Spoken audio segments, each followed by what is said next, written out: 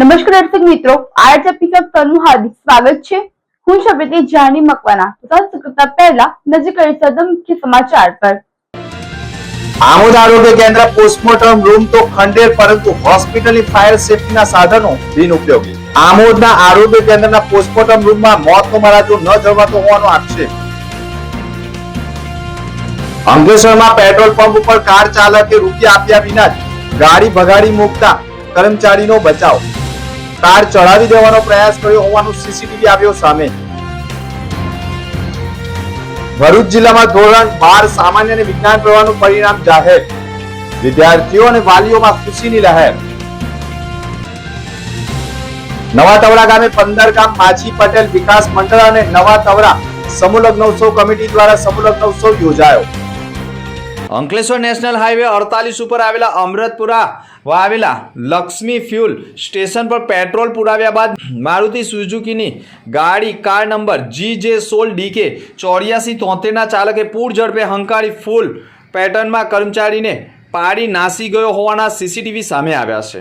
જોકે આ ઘટના પેટ્રોલ પંપ ઉપર લાગેલા સીસીટીવી કેમેરામાં કેદ થઈ ગઈ છે. ઘટના એટલી ગંભીર છે કે જો આ કર્મચારી નીચે પછડાયો અને તેની ઉપર કારનું ટાયર ફરી વળ્યું હોત તો તેના જીવનું જોખમ પણ ઊભું થયું હોત તેવું સ્પષ્ટ સીસીટીવી કેમેરા ઉપરથી ફલિત થઈ રહ્યું છે. ભરૂચ જિલ્લાના સંસ્કાર વિદ્યા ભવનના વિદ્યાર્થી ક્રિસે CBSE ધોરણ 10ની પરીક્ષામાં ઉત્કૃષ્ટ પ્રદર્શન કરી ભરૂચ જિલ્લામાં પ્રથમ ક્રમાંક મેળવ્યો તેમજ ગુજરાત રાજ્યમાં 5મો ક્રમાંક મેળવી સમગ્ર જિલ્લો અને રાજ્યનું ગૌરવ વધાર્યું છે. ક્રિશની આ અદ્ભુત સિદ્ધિ સંસ્કાર વિદ્યા ભવન શાળાનું નામ રોશન થયું છે. અંદાજે ભરૂચ જિલ્લામાં 1500 થી 2000 વિદ્યાર્થીઓએ પરીક્ષા આપી હતી, જેમાં ક્રિસે શ્રેષ્ઠ પરિણામ સાથે જિલ્લામાં પ્રથમ સ્થાન હાંસલ કર્યું છે. ક્રિશના પિતા રાકેશ બિરલા કોપર દહેજ કંપનીમાં નોકરી કરે છે, જ્યારે માતા અવનીબેન ગૃહિણી છે. તેઓ ભરૂચ પંડિત દીનદયાળ ઉપાધ્યાય માતળિયા તળાવ પાસે નિવાસ કરે છે. ક્રિશની આ સિદ્ધિ માત્ર ભરૂચ માટે નહીં પરંતુ સમગ્ર જૈન સમાજ અને જૈન દશા ઓશવાળ નાતી માટે પણ ગૌરવની બાબત છે. શાળાના શિક્ષકોના માર્ગદર્શન, પરિવારના સહકાર અને ક્રિશની અથાગ મહેનતથી પરિણામ સફળ રહ્યું છે. મારું નામ ક્રિશ નાનાવટી છે અને મેં ભરૂચમાં માતેરિયા તળાવની સામે પંડિત દીનદયાળ ઉપાધ્યાય સોસાયટીમાં રહું છું. મેં મારું 1st to 10thની સ્કૂલિંગ સંસ્કાર વિદ્યા ભવનથી કરી છે અને મેં 2026માં 10th CBSEની એક્ઝામ આપી હતી, જેનામાં મારું ફર્સ્ટ રેન્ક આવ્યો છે આખા ભરૂચ ડિસ્ટ્રિક્ટમાં અને ગુજરાતમાં 5મો ક્રમાંક છે. આ બધો જે સપોર્ટ છે મારા પપ્પા મમ્મીનો, મારા ભાઈ બહેનોનો, મારા કાકા કાકીઓનો, મારા સ્કૂલના ટીચર્સનો, મારા ટ્યુશનના ટીચર્સનો, એ લોકોએ મને જે કન્સિસ્ટન્ટ સપોર્ટ આપ્યો, મોટિવેટ કર્યો અને મારી મહેનતના લીધે મેં આટલા સારા નંબર લાવ્યો છું. ગુજરાત માધ્યમિક અને ઉચ્ચતર માધ્યમિક શિક્ષણ બોર્ડ દ્વારા માર્ચ 2026માં લેવાયેલી ધોરણ 12 સામાન્ય અને વિજ્ઞાન પ્રવાહની પરીક્ષાનું પરિણામ જાહેર કરવામાં આવ્યું છે. રાજ્યભરના પરિણામ સાથે ભરૂચ જિલ્લાનું પરિણામ પણ જાહેર થતાં વિદ્યાર્થીઓ અને વાલીઓમાં ખુશીની લાગણી જોવા મળી હતી. જાહેર થયેલા આંકડા મુજબ ભરૂચ જિલ્લામાં ધોરણ 12 સામાન્ય પ્રવાહમાં 93.37%, જ્યારે વિજ્ઞાન પ્રવાહમાં 80.69% નોંધાયું છે. વિજ્ઞાન પ્રવાહમાં ગ્રેડવાર પરિણામ મુજબ A1 ગ્રેડમાં 41, તો A2માં 251, B1માં 439, તો B2માં 513 અને NIમાં 579 વિદ્યાર્થીઓ નોંધાયા છે. વિજ્ઞાન પ્રવાહના કેન્દ્રવાર પરિણામમાં ભરૂચ કેન્દ્રનું 83.59%, તો અંકલેશ્વરનું 77.40%, જાડેશ્વરનું 88.41% અને જંબુસરનું 68.24% પરિણામ નોંધાયું છે. સામાન્ય પ્રવાહના ગ્રેડવાર પરિણામ પર નજર કરીએ તો A1માં 71, તો A2માં 454, B1માં 1073, તો B2માં 1843 અને NIમાં 584 વિદ્યાર્થીઓ નોંધાયા છે. જોકે સામાન્ય પ્રવાહના કેન્દ્ર પરિણામ મુજબ નેત્રંગ કેન્દ્ર 99.31% સાથે સૌથી વધુ પરિણામ નોંધાવ્યું છે. દહેજ કેન્દ્રનું 98.25%, કેન્દ્રનું 96.38% અને આમોદનું 94.58%, જો ઝઘડિયાનું 93.89%, જાડેશ્વરનું 93.58% અને વાલિયાનું 92.90%, જંબુસરનું 92.71%, અંકલેશ્વરનું 92.66%, દયાદરાનું 91.75% અને હાંસોડનું 91.74% અને ભરૂચ કેન્દ્રનું 90.53% નોંધાયું છે. પરીક્ષામાં સફળ થયેલા તમામ વિદ્યાર્થીઓને અભિનંદન પાઠવવામાં આવ્યા હતા. આગામી દિવસોમાં શાળાઓ દ્વારા માર્કશીટ વિતરણ કરવામાં આવનાર છે. ગુજરાત માધ્યમિક અને ઉચ્ચતર માધ્યમિક શિક્ષણ બોર્ડ દ્વારા માધ્યમિક ઉચ્ચતર માધ્યમિક શાળાંત પરીક્ષા લેવામાં આવી ફેબ્રુઆરી મહિનામાં, જેનું પરિણામ આજરોજ આવ્યું છે, જેમાં ઉચ્ચતર માધ્યમિકમાં સામાન્ય પ્રવાહ અને વિજ્ઞાન પ્રવાહનું પરિણામ આવ્યું છે. જે પૈકી HSC વિજ્ઞાન પ્રવાહ ફેબ્રુઆરી માર્ચ 2026નું બોર્ડનું ટોટલ પરિણામ 84.33% છે. તેની સામે ભરૂચનું ટોટલ રિઝલ્ટ 80.59% છે. ભરૂચમાંથી કુલ 2972 વિદ્યાર્થીઓએ પરીક્ષા આપી હતી. તે પૈકી 2395 વિદ્યાર્થીઓ પાસ થયા છે. ભરૂચ જિલ્લાના રિઝલ્ટમાં સૌથી વધારે કેન્દ્ર નું પરિણામ છે જાડેશ્વરનું 88.41% છે, અને સૌથી ઓછું જે કેન્દ્રનું પરિણામ છે તે જંબુસર છે, 68.24% પરિણામ છે જંબુસરનું. ભરૂચ જિલ્લાની માત્ર 2 સરકારી માધ્યમિક વિજ્ઞાન પ્રવાહની શાળાઓ છે, જે પૈકી વાગરા વિજ્ઞાન પ્રવાહની શાળામાં 72% પરિણામ આવ્યું છે, અને હાંસોટ વિજ્ઞાન પ્રવાહની શાળામાં 89.47% પરિણામ આવ્યું છે. આમ બંને સરકારી શાળાઓએ પણ ખૂબ સારું પ્રદર્શન કર્યું છે.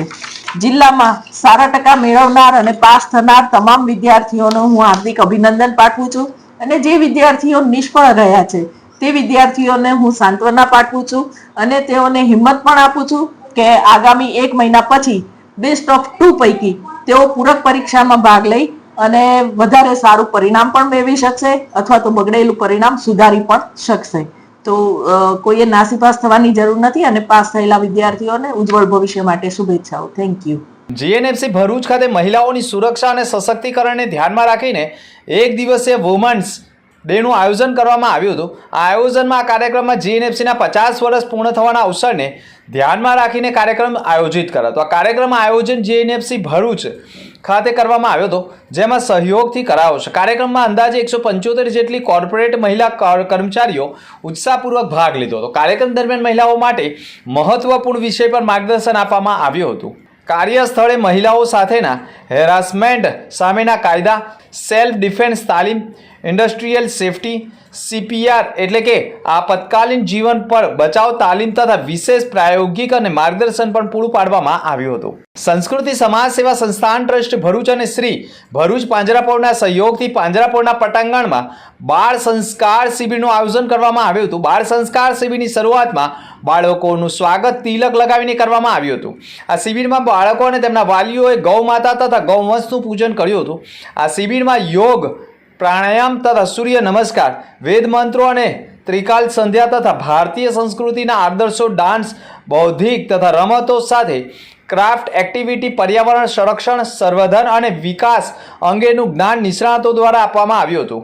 તેઓના બૌદ્ધિક, શારીરિક અને માનસિક અને આધ્યાત્મિક વિકાસ સાથે સ્વાંગીય વિકાસ સાધી શકાય તેવા આશ્રય સાથે સંસ્કૃતિ સમાજ સેવા સંસ્થાન ટ્રસ્ટના સ્થાપક અને મહિલા પતંજલિ યોગ સમિતિના જિલ્લા પ્રભારી હેમાબેન પટેલ, પતંજલિ યોગ સમિતિ સાઉથ ગુજરાતના સોશિયલ મીડિયા પ્રભારી આદરણીય પ્રકાશભાઈ પટેલ, સંસ્કૃતિ ટ્રસ્ટના સેક્રેટરી સીમાબેન ચુડાસમા સહિતના અગ્રણીઓ જોડાયા હતા.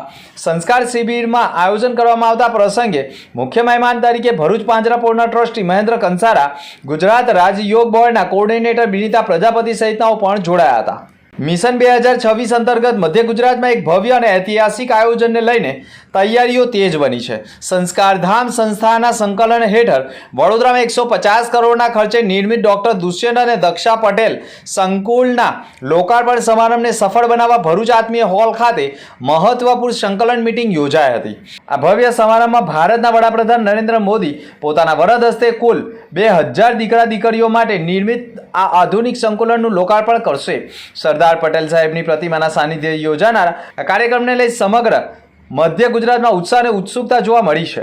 કાર્યક્રમને સફળ બનાવવા પૂર્વ ગૃહમંત્રી ગોવર્ધન ઝડફિયા અને જસવંત પટેલના માર્ગદર્શન હેઠળ યોજાયેલી આ બેઠક વિવિધ ઔદ્યોગિક અને સામાજિક સંસ્થાઓના આગેવાનો જોડાયા હતા. બેઠક દરમિયાન આયોજન, જવાબદારીઓ અને વ્યવસ્થાપનો તથા વિસ્તૃત ચર્ચા વિચારણા કરવામાં આવી હતી. ભરૂચ તાલુકાના નવા તવડા ગામે 15 ગામ માછી પટેલ સમાજ વિકાસ મંડળ અને નવા તવડા સમૂહ લગ્ન ઉત્સવ સમિતિ દ્વારા વિશાળ સમૂહ લગ્ન ઉત્સવનું આયોજન કરવામાં આવ્યું હતું, જેમાં 23 નવદંપતીઓએ પ્રભુતામાં પગલાં માંડ્યા હતા. સમાજની આર્થિક સામાજિક પ્રગતિ માટે પણ 23 વર્ષથી સમૂહ લગ્ન ઉત્સવનું આયોજન કરવામાં આવી રહ્યું છે. આગેવાન ભીખુભાઈ છોટુભાઈ પટેલ દ્વારા કરવામાં આવ્યું હતું અને ખાસ કરી 23માં સમૂહ લગ્ન ઉત્સવમાં 23 નવદંપતીઓ જોડાયા હતા.